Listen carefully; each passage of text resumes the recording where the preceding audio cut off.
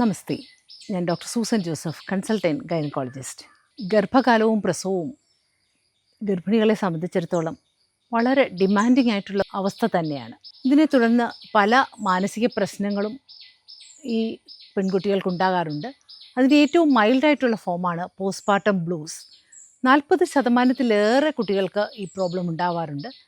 പ്രസവത്തിന് ശേഷം ഒരു 2-3 ദിവസത്തിന് ശേഷമാണ് ഇത് തുടങ്ങുക.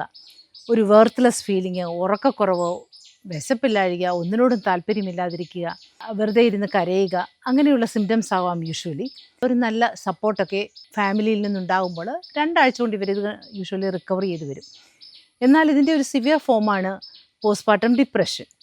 ഈ സിംറ്റംസ് എല്ലാം പേഴ്സിസ്റ്റ് ചെയ്യുക, 2 ആഴ്ച കഴിഞ്ഞിട്ടും ഇത് തുടരുക, അവർക്ക് കൂടുതലായിട്ടുള്ള സൂയിസൈഡൽ ടെൻഡൻസിയും ഇവർക്കുണ്ടാകാം. 15% ആളുകളിൽ ഇതുണ്ടാവാറുണ്ട്. നമ്മുടെ തന്നെ പേഴ്സണൽ എക്സ്പീരിയൻസിൽ ഒരു സ്റ്റാഫ് നഴ്സും ഒരു ഡോക്ടറും പ്രസവത്തെ തുടർന്ന് ഈ പോസ്റ്റ്പാർട്ടം ഡിപ്രഷൻ മൂലം സൂയിസൈഡ് ചെയ്തത് നമുക്ക് പേഴ്സണലി എനിക്കറിയാം. അപ്പോൾ പ്രോപ്പറായിട്ടുള്ള സപ്പോർട്ട് ഇവർക്ക് വളരെ അത്യാവശ്യമാണ് ഈ സമയത്ത്. ഈ സിംറ്റംസ് പലർക്കും ഒരു പ്രോബ്ലം എന്നാന്ന് ചോദിച്ചാൽ, ഇങ്ങനെയുള്ള സിംറ്റം കണ്ടാലും അതിനെക്കുറിച്ച് പറയാതിരിക്കുക, അതിന് ചിലർ അറിയുന്ന പോലും ഉണ്ടാവില്ല. അപ്പോൾ ഇവിടെയാണ് നമ്മളുടെ കൂടെയുള്ളവരുടെയും ഫാമിലി മെമ്പേഴ്സിനും ഈ കാര്യത്തെക്കുറിച്ചുള്ള ഒരു അവെയർനെസ് വളരെ ഇമ്പോർട്ടൻ്റ് ആണ് എന്ന് നമ്മൾ പറയാറുള്ളത്. അപ്പോൾ അങ്ങനെ എന്തെങ്കിലും ഒരു പ്രശ്നം കണ്ടാൽ തീർച്ചയായിട്ടും നിങ്ങൾ ഡോക്ടറെ സമീപിക്കുക. ബ്രസ്റ്റ് ഫീഡ് ചെയ്യുന്ന സമയത്ത് തന്നെ വളരെ സേഫായിട്ട് നമുക്ക് കൊടുക്കാൻ പറ്റുന്ന, അമ്മയ്ക്കും കുഞ്ഞിനും ദോഷമുണ്ടാക്കാത്ത മെഡിക്കേഷൻസ് ഉണ്ട്.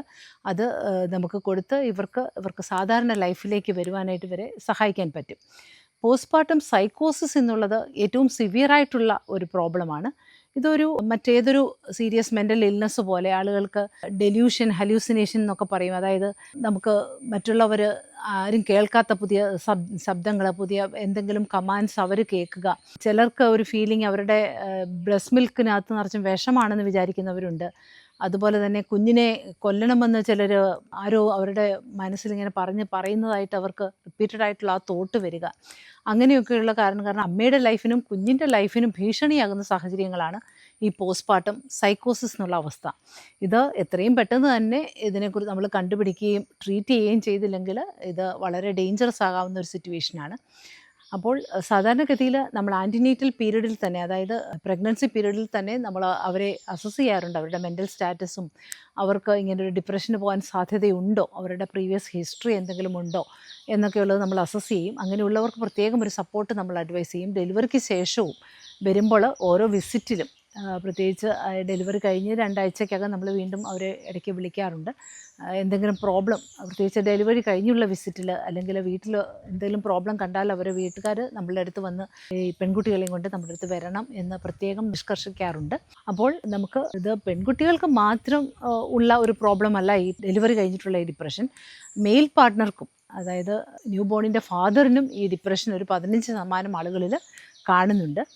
എസ്പെഷ്യലി ഫിനാൻഷ്യൽ സ്ട്രഗിളിലൂടെ പോകുന്നവർ, അതുപോലെ നേരത്തെ എന്തെങ്കിലും ഒരു മെൻ്റൽ ചെറിയ ഡിപ്രഷൻ്റെയൊക്കെ പ്രോബ്ലം ഉണ്ടായിട്ടുള്ളവർ, ഇവർക്കൊക്കെ ഇതിൻ്റെ സാധ്യത കൂടുതലാണ്.